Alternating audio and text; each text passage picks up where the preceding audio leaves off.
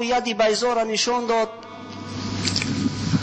فرعون همراه هامان بدبخت گفتن که این موسی جادوگر است، این عصاش اژدها میکند، این جادوگر است. جادوگرای بسیار معروف دعوت کردن از بابل که با حضرت موسی جادوگرا را مقابل گذاشتن. جادوگرای زبردست که از بابل آمده بودن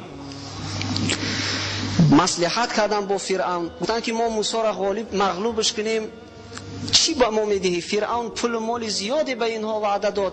خوب در وقتی همون وعدهگاه یک روزی عید معین کرده بودن به پیشنهاد حضرت موسی. حضرت موسی پیغمبرای خدا همین جامعه زیاد طلب میکردن که مردم حقیقت نشان دهند. در همون روز جادوگرا جمع شدن. حق تعالی میگوید که جادوی بسیار بزرگی کردن. اگر شما از ریختن موی سر یا اینکه از بریشی، از لاغری، بیشتیایی بودن، از وزن نالازمه، پروستاتیت، درد دل، درد گرده، درد معده و یا اینکه خونو گرفتگی روده ها اذیت میکشید، پس با این رقم های در روی اکران بوده زنگ زنید. کمی از بیماری خود معلومات دهید. دوره های گیاهی لازمه را به شما شرکت شفافرما توصیه میدهد که تمامی همون خس و خاشاک و سنگ و چوبی که در روی زمین بود در نظر مردم مار شد، گویا که حرکت میکرد. فسحروا اعین الناس. حق تعالی میگوید که چشم مردم از سحر کردن، یعنی که چشم بندی کردن. سنگ خس و خاشاک اینا مار نکردن، بلکه همون سحر و جادوی خودشون در چشم و در عصب مردم تاثیر رسان که تمامی مردم گمان کردن که دشت صحرا همه مار شده است و به سوی حضرت موسی هجوم دارن. حضرت موسی هم که این جادویی به هم پیغمبرا هم تاثیر میکرد، ابتدا ترسید. او هم گمان بود که این مار کردن این جادوگرا. اما خدای او به او گفت که یا موسی لا تخف. موسی گفت نترس، عصات برانداز. حضرت موسی عصاش انداخت. به امر خدا، همون خدایی که درخت آفریده بود اژدها خلق کرد. همون عصا را خداوند متعال اژدهای حقیقی کرد. این خدا است که از هیچ چیز یک چیز پیدا میکنه. یگان نسل بشر از هیچ چیز پیدا کرده نمیتونه. البته مثلا همین دیوار که ما میکنیم سنگش میگیریم، قمش میدازیم، این میگیریم، بعد میشود دیوار. از همون چیزای خداوند استفاده میبریم. اما خداوند از هیچ چیز یک چیز خلق میکنه. اژدها شد، اژدهای حقیقی. تمام همون سنگ و چوب هایی که در نظر مردم مار بود، همه اینا را اژدها فرو برد.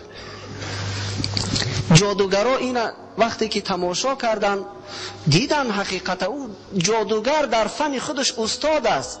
خصوصا این جادوگرای بسیار ماهر بودن. گفتن که نه، این کار موسی از نوع جادو نیست. موسی چشم بندی نکرد، این اژدهاست، اژدهای حقیقی است.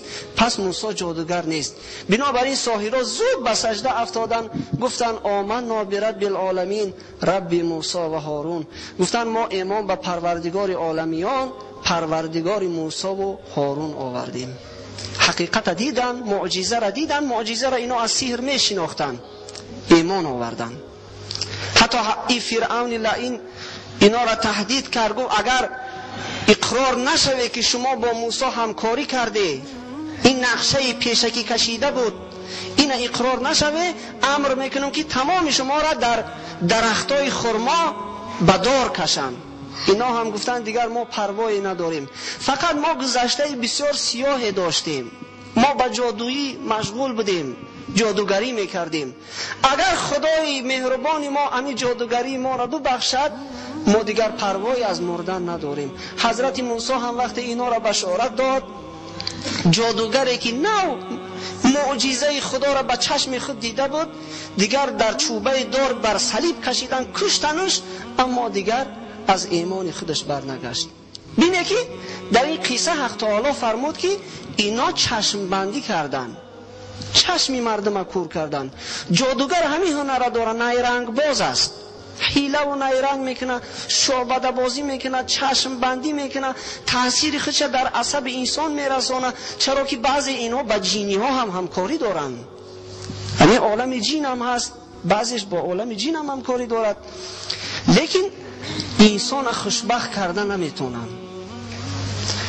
زنی که بخت سیاه دارد به پیش جادوگر رفت که من جادو که من خوشبخت شوم، صاحب فرزند شوم، صاحب شوهر شوم، اون جادو یگان کار از دستش نمی آید، نمیتونه که او زن خوشبخت کنه و صاحب شوهر و صاحب فرزند کنه. این فقط خدای تبارک و تعالی، خدای توانا کرده میتونه.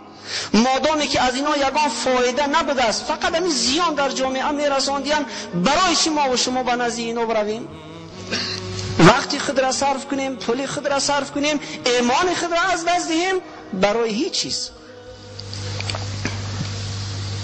اعوذ بالله من الشیطان الرجیم. یا ایها الناس، حق تعالی در سوره حج خطاب به تمام اهل بشریت میکند، چی از مسلمان چی از غیر مسلمان، به ندای یا ایها الناس خطاب میکند. ای مردم، ضرب مثل فاستمعوا له، به شما مثل میزنیم، گوش اندازید، توجه کنید، مثل پروردگار را توجه کنید. ان الذين تدعون من دون الله لن يخلقوا ذبابا ولو اجتمعوا له، کسانی که شما به نزد اونا می روید، از اونا کمک طلب میکنید، یک پشه را خلق کردن نمیتوانند، هرچند که همه پشت به پشت همدیگر نهند یک جایه شوند. خب مثلا اون کسی که شما به اون مراجعت میکنید، بوتی چوبی باشد، بوتی سنگی باشد، آتش باشد، جادوگر باشد، فالبین باشد، هر کسی که غیر خدا باشد، هیچ چیز از دستش ساخته نیست. و این یسلبهم الذباب شیئا لا یستنقذوه منه، اگر میگه پشه چیزی را از دست اینا کشیده گرفت، از دست اینا کاری ساخته نیست، منظورشون به همون پشه نمیرسد. ضعف الطالب و المطلوب، چقدر ضعیف هستند چی کسایی که به اینا مراجعت میکنن و چی کسایی که به اونها مراجعت کرده میشود. هر دو طایفه هم ضعیف هستند، هم جادوگران ضعیف هستند، هم کسایی که به نزد این جادوگران مراجعت میکنند، به نزد این فالبینا مراجعت میکنند، اینا هم ضعیف هستند. ما قدر الله حق قدره ان الله لقوی عزیز. حق تعالی میفرماید حقیقت این است که اینا چنانی که باید خدای خود را نشناختند، این بنده ها چنانی که باید خدای خود را قدردانی نکردند. این الله لقوی عزیز، به تحقیق که خداوند بسیار توانا و غالب است بر حکم خود. این خدا هست که هر کاری را که بخواهد میکند. این خدا هست که از کسی که فرزند ندارد به اون مراجعت میکند، صاحب فرزندش میکند، مالش میدهد، نعمتش میدهد. این خدا هست که این همه چیز به ما میدهد، فقط خدا هست، از ما یگان چیزی طلب ندارد، این فقط خدا هست. بنابراین به نزد هر جادوگر، هر فالبین، انسان عاقل باید که مراجعت نکند. این سخنها فقط به شما تعلق نداره برادرای عزیز. مثلا الحمدلله کسانی که اهل مسجد هستند در امر به معروفا شرکت میکنن، اینا میدونن که ساحر جادوگر است، به نزد اینا مراجعت کردن حرام است، اما غرض از این گوش کردنی ها رساندن باید باشد، رسانیدن. تمام امت محمدی صلی الله علیه و سلم مسئول هستند. در پیش کی مسئول هستند؟ پیغمبر خدا گفت کلکم مسئول و کلکم راع و کلکم مسئول عن رعیتی. هر یکی شما مسئول هستی در پیش اهل بیت. اولا اهل بیت خود را خبر کردن که زنک پیش جادوگر نرو. متاسفانه هستن انسانایی که اهل نماز هستن، اهل روزه هستن، اما از بس که همین زن ناقص العقل می شود. گفتی حضرت استاد مودراز عقل کوتاه با بسیار زود باور می شود.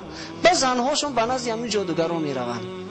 بعضی هاش به آن که شوهر خودشون خبر کنن به نزد همین جادوگر و فالبین این چیزا می روند. چی شده که باشد پیش کارش شوهر من بسته شده است؟ یا بینک. از این جهت اهل عائله را هم چیزی شنیدگی را، حد و همسایه، خیش و تبار، اینا را هم باید که ما مسئول هستیم که به اینها هم برسانیم، که اینها هم بدانند حرام از حلال و حق از باطل جدا کنن. ولید ابن عقبه یک از خلیفه های اموی، درسترش از پادشاه های اموی، اینا را صدقه خلافت کند. خلیفه های اموی غیر از 2-3 نفرش، عمر ابن عبدالعزیز، معاویه و دیگرها، اکثریت کل هم شاه های ظالم بودن. از جمله همین ظالما و فاسقا ولید ابن عقبه بود.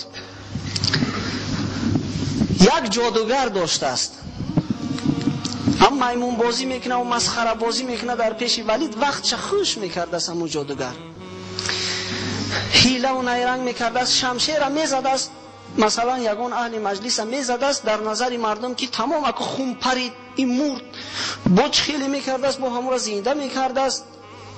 با مردم میگفتن لا حول ولا قوت، این مردک کشتش با زندهش کرد، این مردک مرده را زنده میکرده است.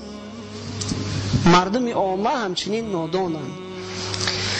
مهاجر از صحابی های پیغمبر خدا صلی الله علیه و سلم به همون قصر ولید رفت.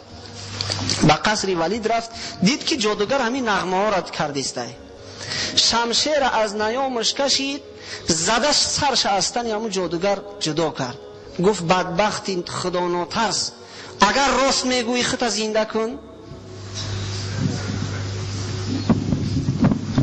مرد دیگه و ایگجا خودش زنده میکنه، او حیله و نیرنگ میکرد. ولید قهرش آمد، گفت تو چیزی ما را کشتی، وقتی ما را خش میکرد، گرفت حبسش کرد. گفت از برای خدا من جهاد کردم. چند مدت حبسش کرد، بعدا مجبور شد او را آزاد کرد. این صحابی پیغمبر خدا صلی الله علیه و سلم. بنابراین این جادوگرها یگان کار از دست اینا ساخته نیست. به نزد اینها هم نرویم، از اینا هم حاجت طلب نکنیم. اینا اگر قانون اسلام اگر در جامعه پیاده میشد، حالا حیله اینا را میرفتن. امام احمد حنبل میفرماید که و صح عن 3 من اصحاب النبی صلی الله علیه و سلم فی قتل ساحر.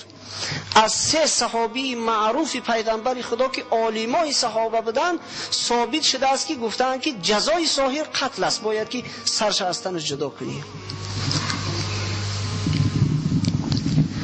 و سحر یعنی که دومین گناه بزرگترین این سحر بود از پیغمبر خدا صلی الله علیه و سلم گفتن.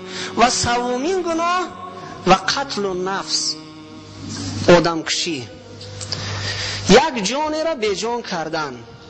این هم از جمله گناه های کبیره است. بینه که آدم کشی به ساحری برابر نیست، از ساحری پستر بود است. جان این امانت پروردگار است. این خدا فقط حق داره که مثلا یک کسی را جان دهد، جان یک کسی را بگیرد. بناحق یگان کسی حق ندارد که جان یک کسی دیگر را از تنش جدا کنه. هیچ کسی این حق ندارد بناحق. حتی انسان حق نداره که دست به خودکشی بزنه. انسان حق نداره که خودکشی کنه.